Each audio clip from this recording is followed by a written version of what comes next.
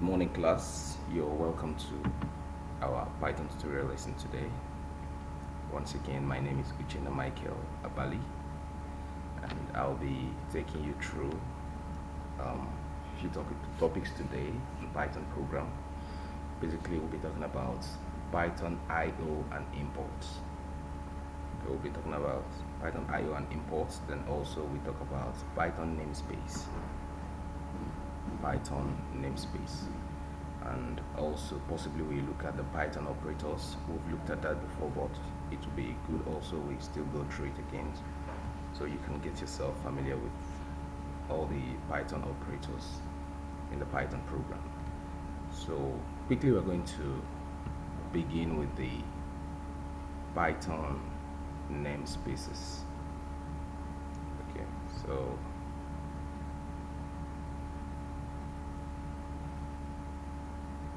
you just give me a few moments to share my screen. I just need a few moments to share my screen. Okay, thank you. All right, so now we'll be looking at Python namespace. Okay, so just a moment, please. Okay. All right, I said the topics we're going to be looking at, I'll just list them out there. First thing we're going to look at is the Python. We're going to look at the Python namespace this together. Then after this we're going to look at,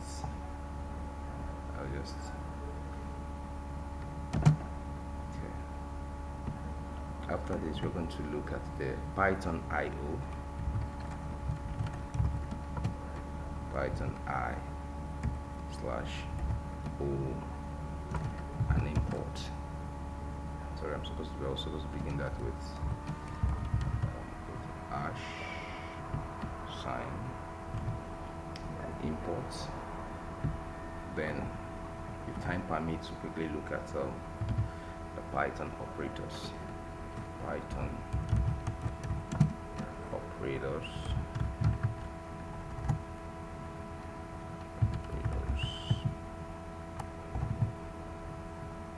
Quickly.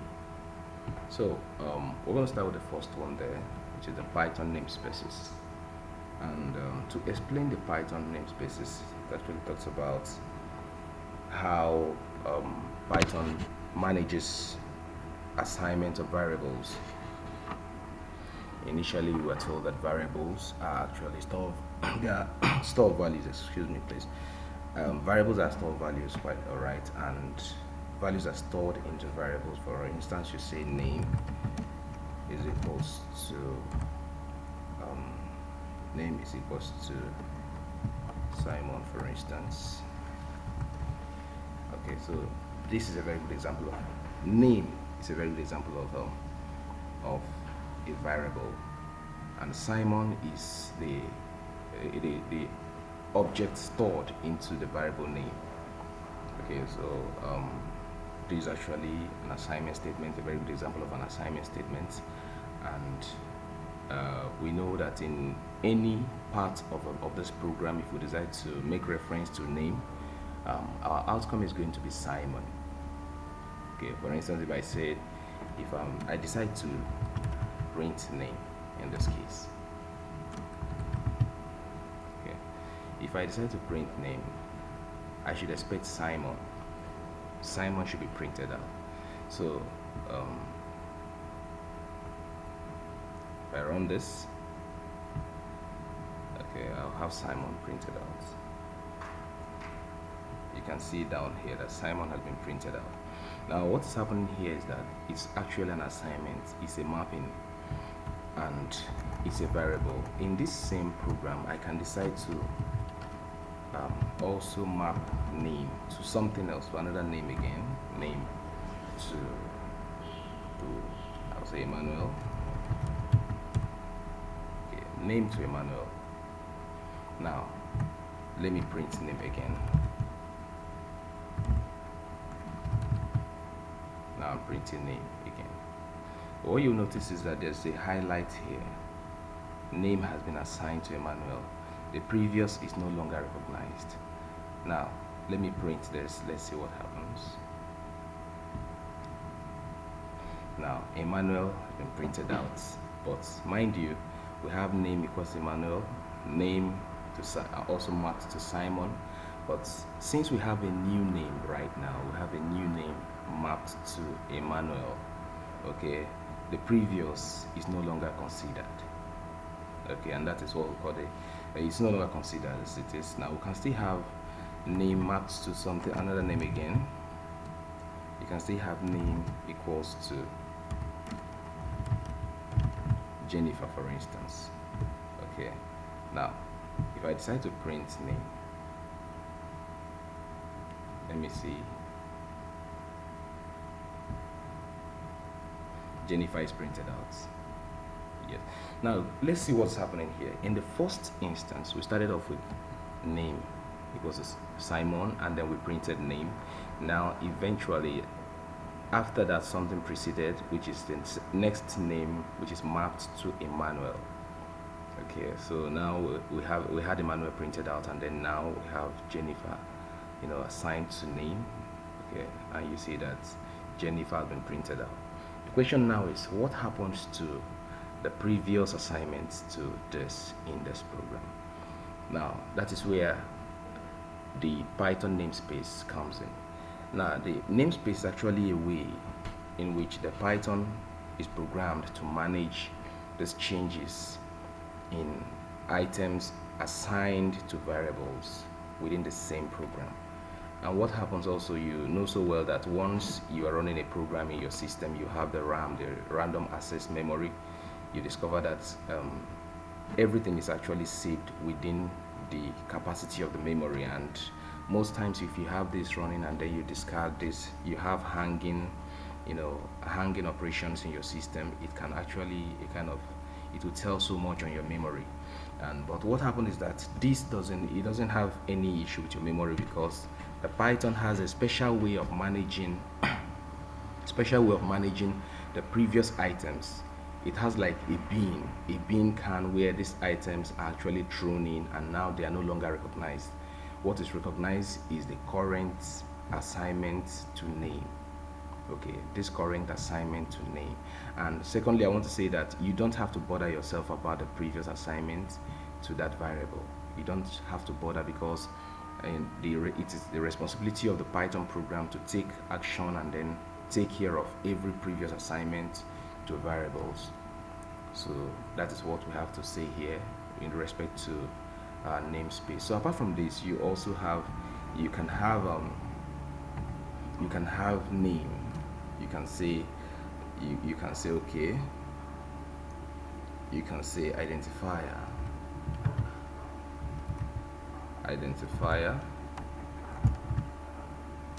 equals to name. Okay, identifier is equals to name. Now I say print identifier. Print identifier. Now on the print identifier, let me see what my outcome will be. Now I'm printing identifier. Jennifer is given out as the output. Okay, we have Jennifer given out as the output. Now what happens here is, let me just take these two out to avoid any confusion. I'll just take that two out. Now name is equals to Jennifer. Okay, name is a variable. Now I have a new variable assigned to the variable name. This is a variable and this is a variable assigned to the variable name. Okay, now I say print identifier. Now identifier will print name, but name is a variable name, and inside name we have the object. We have an item Jennifer, okay, stored in the name, and that's why when you print identifier, you have Jennifer printed out. So we need to take also we need to pay attention to this as well. It's very important. So we can actually assign another identifier to an identifier that contains an item, and when you do that and you want to print that identifier, it actually gives you the item assigned to that to the variable you're making reference to. Yes, so that is very possible as well. Good. So initially we talked about assigning. We talked about assigning. Um, we talked about assigning a variable to various items, different items. We can also assign the same item to a variable. That is what I just did here, but I will just use a very simple example to illustrate that. For instance, I have if I have I can say A is equals to Michael. Okay, then I can also say B equals to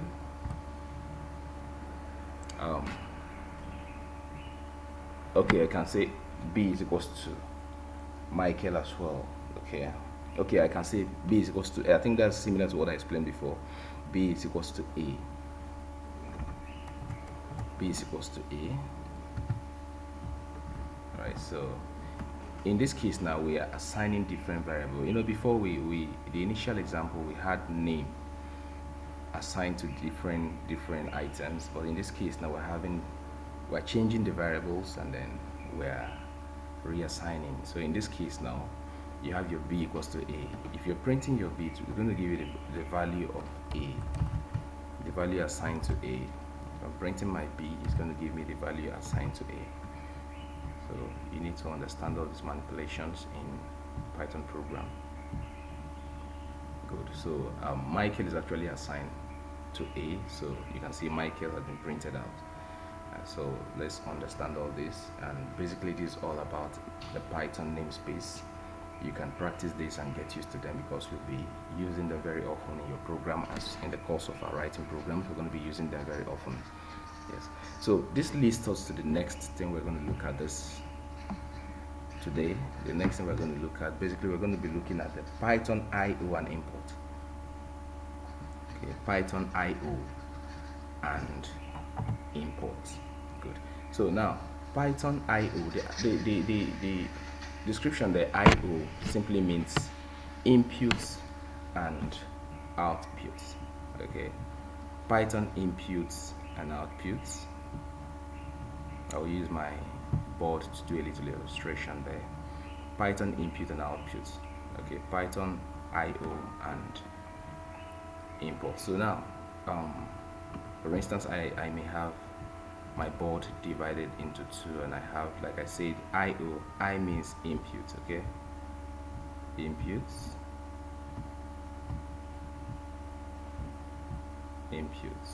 sorry, I might not be. Then the O means outputs, outputs. So that's what O actually signifies. Alright, so now if I want to, normally if I want to kind of input something into my Python program, I'm going to use that keyword inputs. Then if I want to get the output in a written program, I'm going to use the keyword print. In my Python program, I'm going to use the print keyword to get an output to a program. Sorry, print. Okay, I'm going to use the print. Okay, all right. So now the input actually gives me, enables me to kind of input data into my program, my code. And then after that, I should expect an output. Good. So this simply, the first I here, I bring the first I here.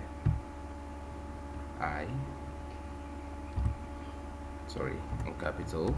Then I'll put a slash. Then I'll bring the O here to.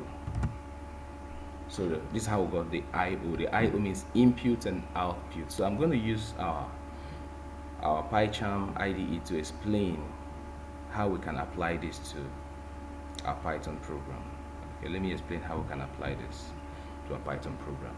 Now, I want to impute. Before now, we've gotten used to a kind of directly imputing items into our program. For instance, you say a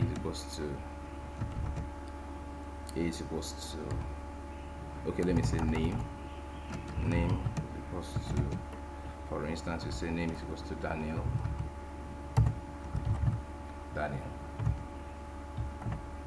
Now these are inputs, but I, the programmer,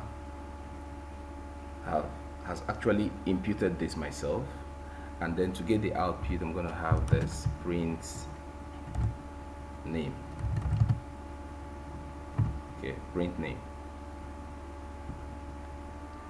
Now, if I don't use the print name, I'm going to delete this and run the code, and you see what happened. We're not going to get any output. I'll just run the code without using the print function. You can see, and I told you that anytime you have process finish with exit code 0, it means the code is fine and okay. There is no issue at all, but there is no output written out here. I was expecting an output here, Daniel, but it's not written out because I didn't use my output command. So I'm going to quickly do that. I'll print name. Okay, printing name now. I should have my output. Okay, as expected, Daniel have been printed out. So you can see that you are having a good understanding of the input and the output statement. Now, what if you want, the programmer or the coder does not want to feed in the input? You want a user of a program, maybe people who want to use your program, to kind of feed in their names so that you can have the output. That is where the keyword input comes in. So I can say name equals to, instead of writing Daniel directly, I'm going to just take this out, then I'll just use the keyword input. I'll use the keyword input, then I'll introduce a parenthesis there. In this parenthesis, I will use a string. I'll use a string to a kind of give a format in which I want my question to be thrown to the users of this program. So I'm going to say, I'm going to use a string and say, please enter your name. Okay, please enter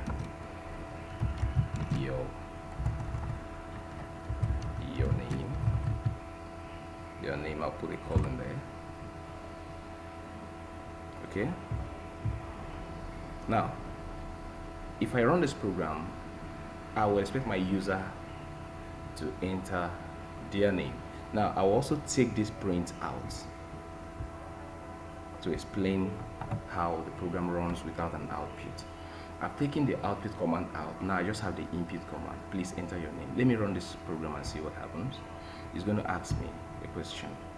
Good. So now the input program enables you to give the user the chance to enter their names in the console.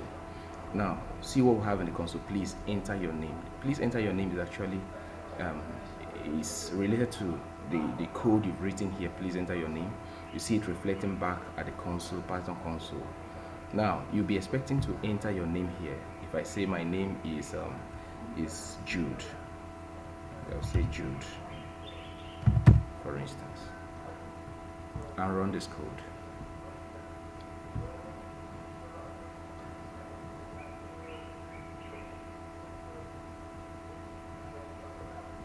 Okay, just a moment, please. Okay, please enter your name. I'm going to enter the name Jude. Okay, you can see now process finished with exit code 0. It means that the program is just running well, but the problem is that there is no output command to kind of give you the output. Normally Jude should have been printed out here. Okay, so now I'm going to now use my output command to get my final output name, print name. Okay, print name. So let me run the program again. It should give me Jude. Enter your name. Jude is not just the only name you can enter. You can enter any name. That's why I say you are giving your users the privilege to kind of enter their name and get information on a written code. So let me use another name now. I can say can say Angela is the person's name, and the person is entering Angela, and then we now run the code. Sorry. Okay, now let me run that code again. Enter your name. The code was running before, I didn't stop it, so that's why it was giving us that prompt. Now I'll enter that Angela again. Okay, so let me run the code again. It's still running. Sorry, let me escape that. Enter this again. Stop and run.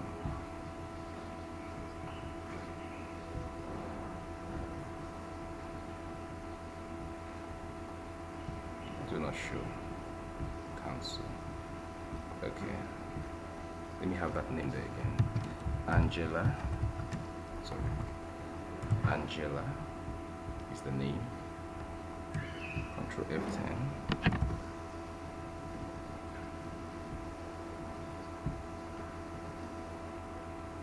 Okay. Print name. Angela.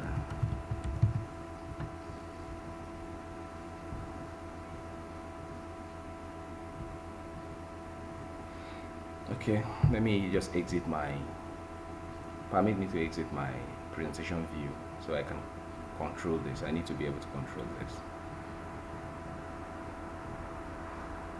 So I'll come back to that, please. I don't want to. Okay, now good. This is what I wanted to do. I wanted to stop this.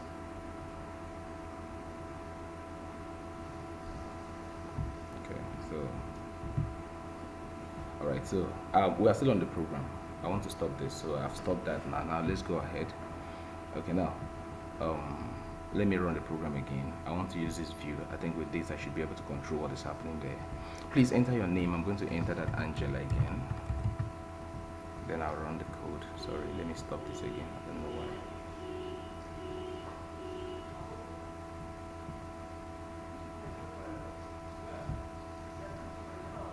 why. Angela.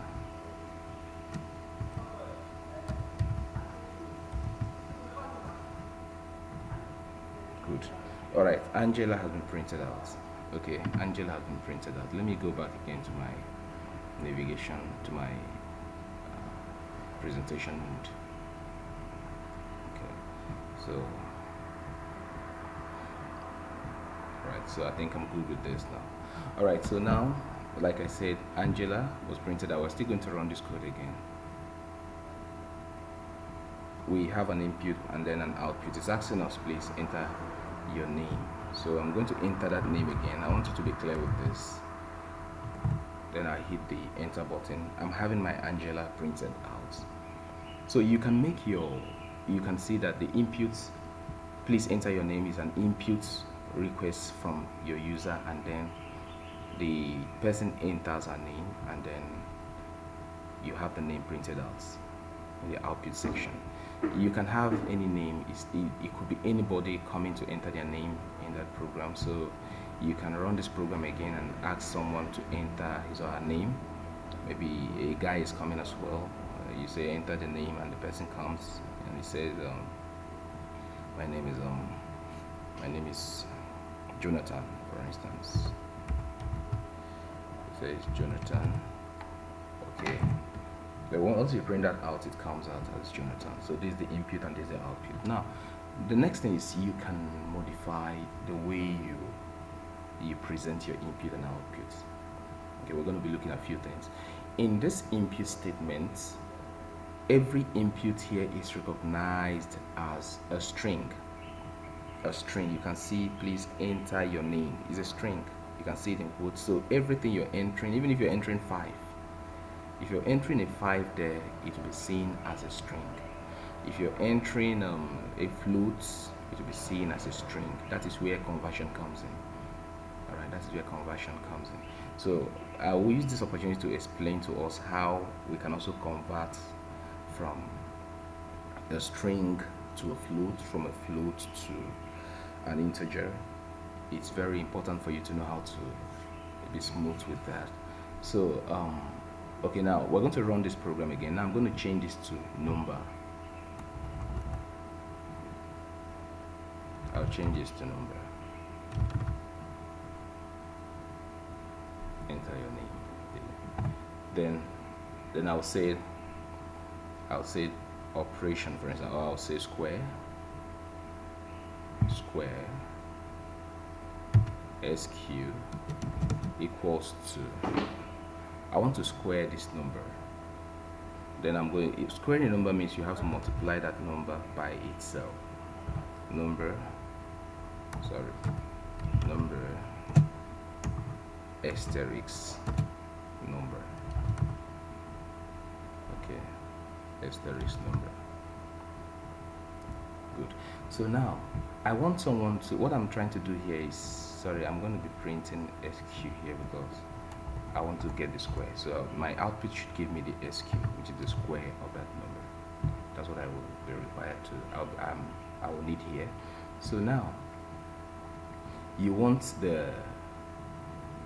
your user to kind of enter a number. Once that number is entered, you write a program here to calculate automatically the square of that number that's been entered.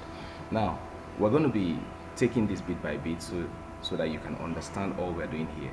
Okay, now I told you initially that in this input statement, everything you enter here, it will be treated as string. I want to believe by now you understand what the meaning of strings. Strings are actually a collection of text. Okay, strings are a collection of text, and everything you're entering here will be treated as a string. So if you're entering a number, it won't be seen as a number, it will still be seen as a string. That means you'll be required to kind of do a conversion from string to integers or from string to a float, and that is what I want to briefly explain here. So now we're going to practically look at that. Now we said number is equals to input. Please enter, I'm going to change that format now. Please enter a number this time around. It's not going to be name. Please enter a number. So this is what you're asking your users to do, to enter a number, and if a number is entered, it will be calculated. So let's run this and see. I'll run the code.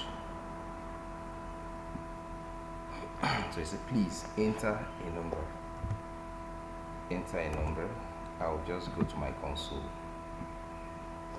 and enter number 7. I'll hit my enter button. Now I expected this error, and I'm going to explain this. This was actually expected, and that's why I said we're going to take it bit by bit so that you can clearly understand. Now let's see what happens. Line 5 line 5 in module SQ equals to number times number. So we're supposed to be dealing with number, not strings. Type error, can't multiply sequence by non-integer of type string. So remember, let me call back your attention to what I said. I said in this input statement, everything you're entering here will be treated as strings, and because of this, what you need to do will be to do a conversion. You need to convert what you've entered. That 7 you're seeing there was not seen as 7 when you entered it. It was treated as a string. A string. Let me explain what a string means here before I go back.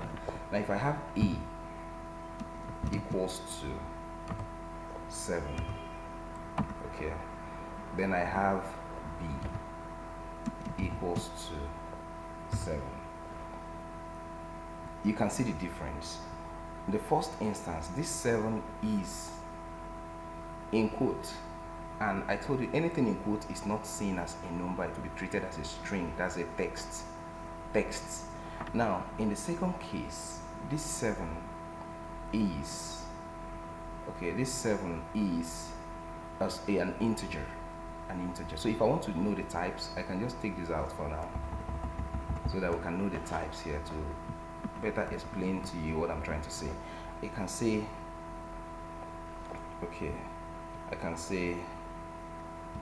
enq, that's inquiry, equals to type. I want to know the type of A. It's going to give me a class string type in brackets A,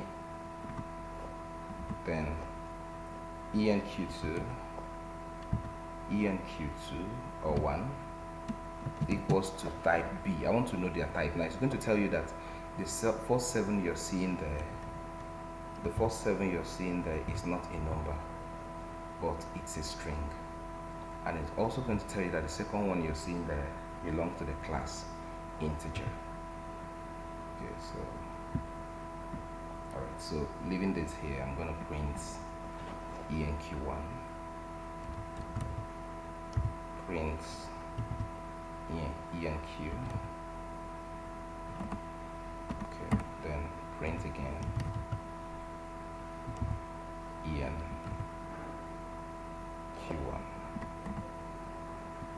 Okay, so let me run this program and see what happens.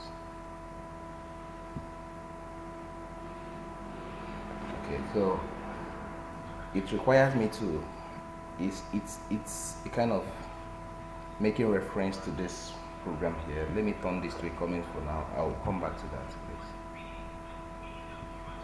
And I told you, once the program is turned to a comment, Python skips the program to execute other programs. So I want us to clarify what I'm trying to explain here before I go back to that program. Good. So you can see now this has been printed out. The first one is enq, second one is enq1. Now I assigned A to the string 7, then I assigned B to the number integer 7.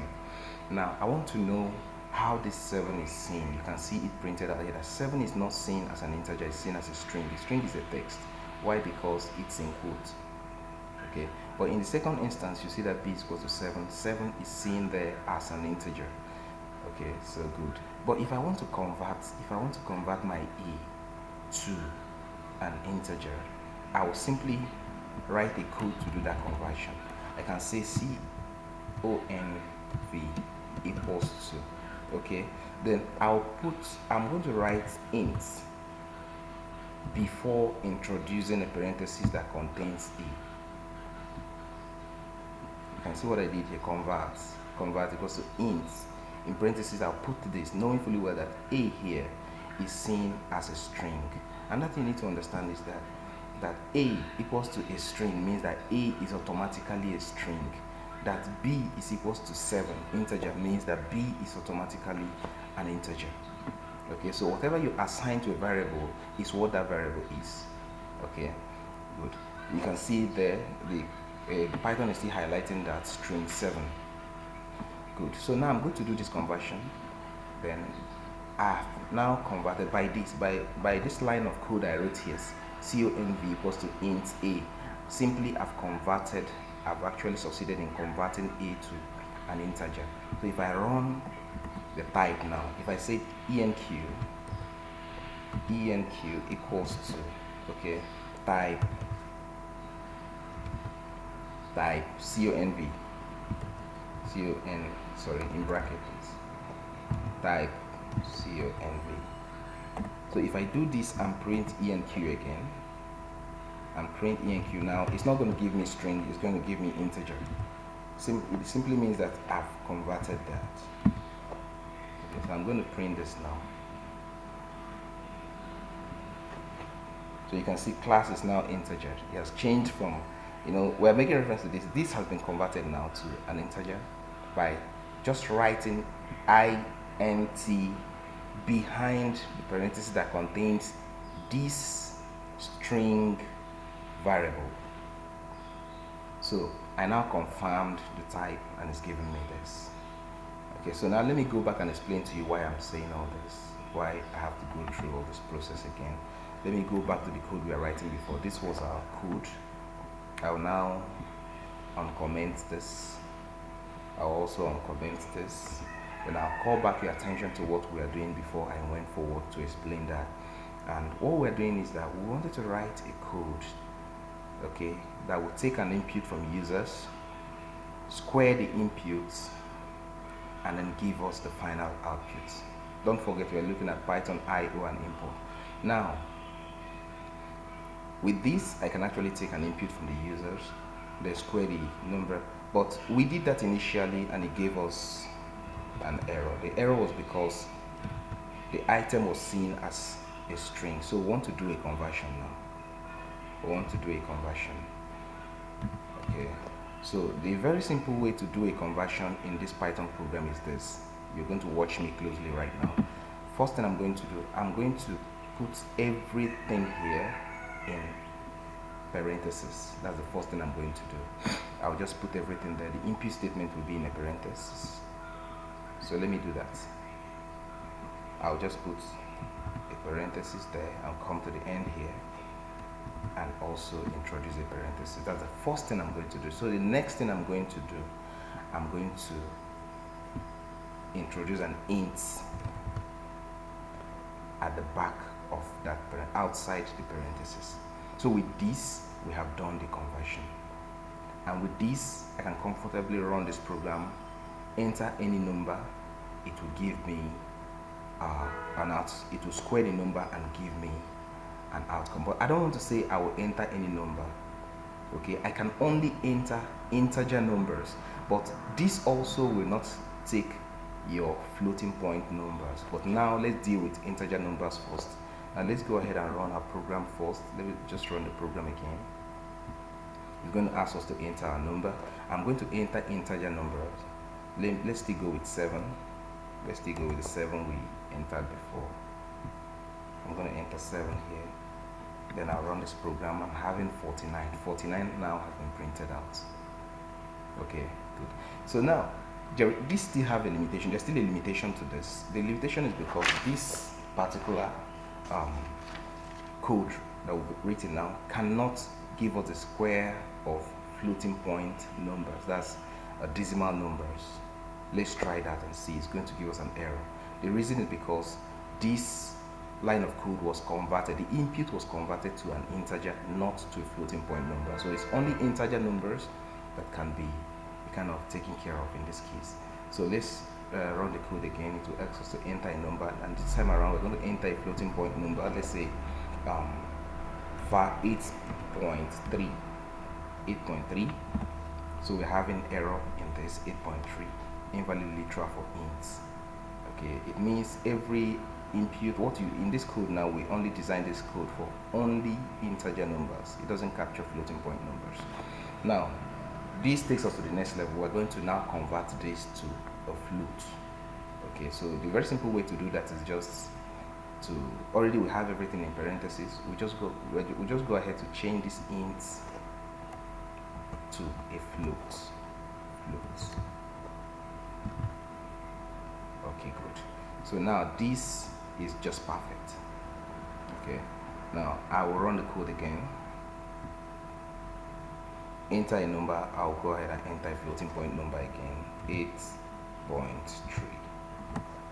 Now you can see we have the square of 8.3 printed out. Now the square of 8.3 is 68.89000001 and the rest of them.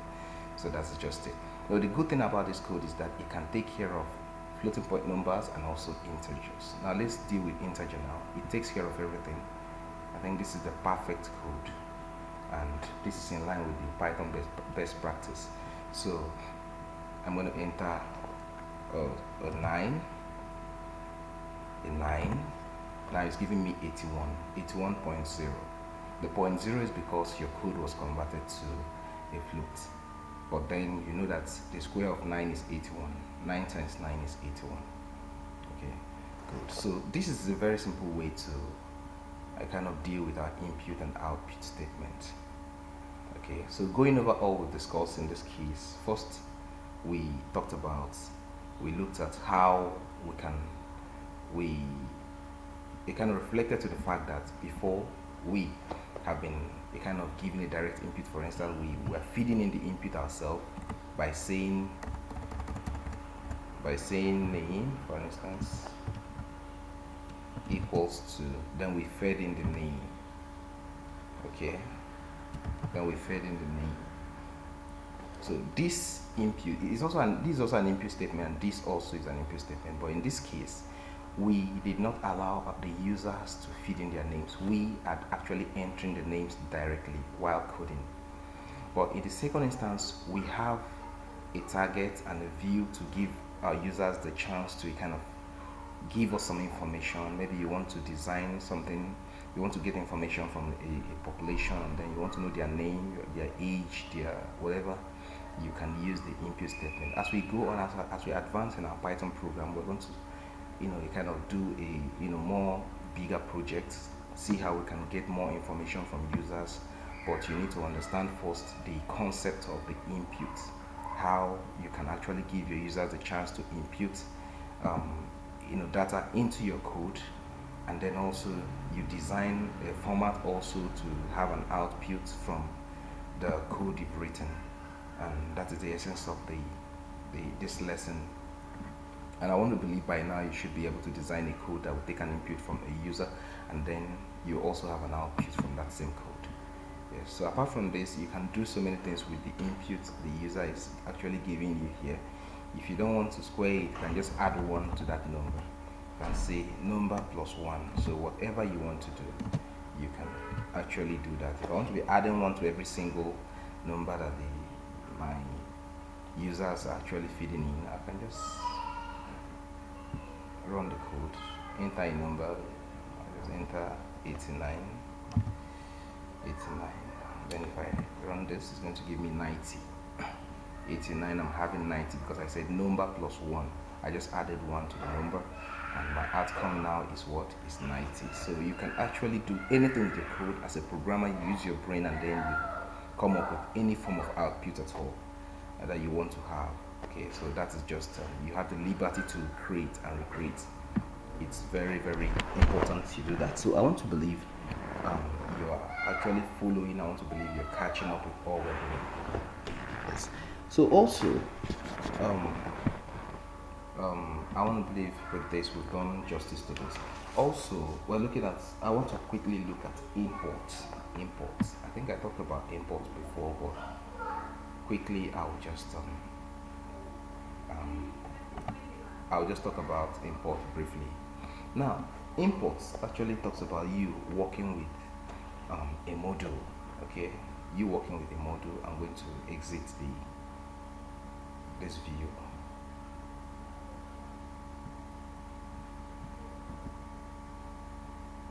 Okay, so now import talks about you working with a module.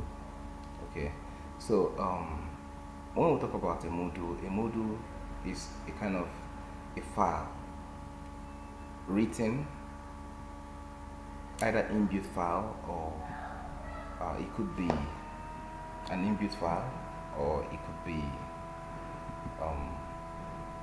a user generated file, maybe a file you generated by yourself. Okay, so you can actually reference from those files. Okay, you can draw a reference from all those files, and that is what we call a module. We have inbuilt modules, and then we have a reference. Okay, I want to make reference to one of the files I have here. Okay, I want to make reference to one of the files. I actually titled this file part2.py. Okay, part2.py. Now I may decide to reference to this file by saying I can just design some codes in this file. I can say name equals to Daniel. Okay. Class.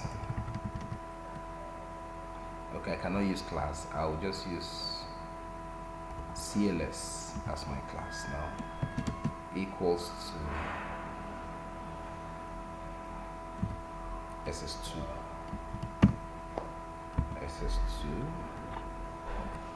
Then I can say grade. Grade is equals to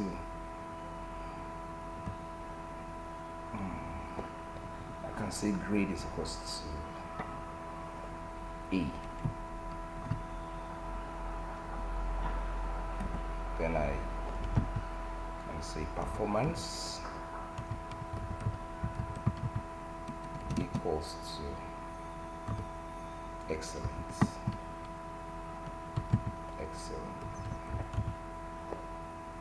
So now I have all this written in this file.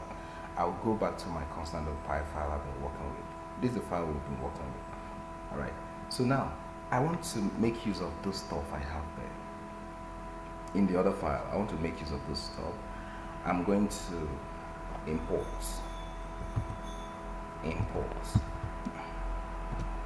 But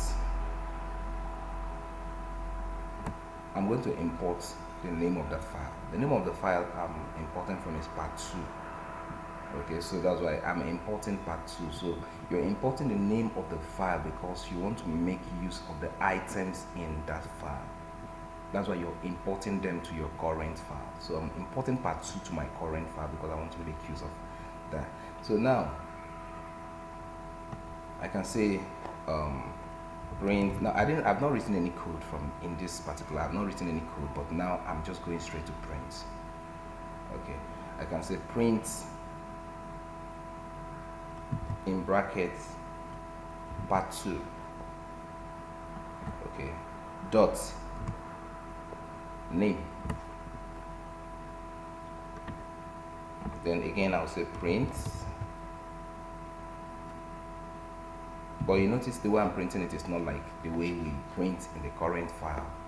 Print, I'm making reference to the import file's name. Then I'll use a dot. Okay, then I'll make reference to the items grid in that file. Print again, part2 dot CLS. Okay, print again, part2 dot, I'm just making reference to all the items, performance. Now I have all these inputs, output statements coming from the imported file. Now one thing you notice is that before I started printing and making reference to this color, let me comment this.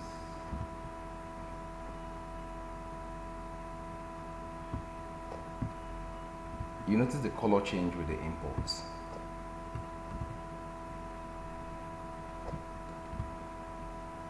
Now you can see that there's a color change here with the imports. I just turned all this to comment, and this import color has changed to, it's not just showing, but now if I uncomment this, you can see that the color changes immediately. And the color change simply tells you that, guy, you are doing the right thing. And it tells you that yes, you're in order, you're making the right reference. That's what it's telling you. So now you can see the color change. So now with this color change now, you have actually successfully referenced to all the items in that file. So I will just print this and see what happens. Okay, I'll print this. So now let's see the outcome. The first one is Daniel, the second one is A grade, the other one is SS2, the other one is excellence. So everything from the other file, this is where we're coming from, everything from this file have been printed out to the new working file. This is a very simple way of importing programs in Python, and it helps us to reference, while we're writing our code, we can make reference to other files and then import what we have on those files, use them to write our code. Yes. I want to believe today you learned something. We're going to stop here because for now we're going to stop here, and I want to believe you learned something. And if there's anything you don't understand, you can drop it in the comment box in the YouTube video, and so that in the next lesson I can actually capture.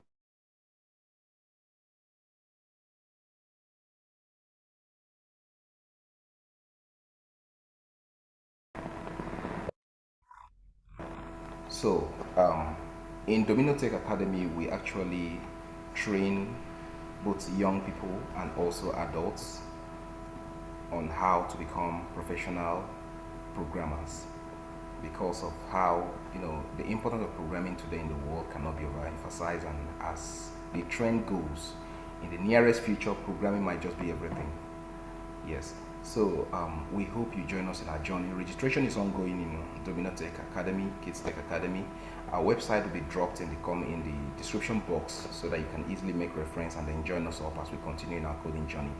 Thank you very much. It's been a pleasure being with you. I really appreciate your interest and also your commitment in following up with us. Thank you very much. If you like the video, you can just like the video. If you've enjoyed the lesson, you can just like the video and then also subscribe so that anytime we drop new videos, you can easily view them and then follow through as we progress in our lesson. Thank you very much and have a very great day. Thank you.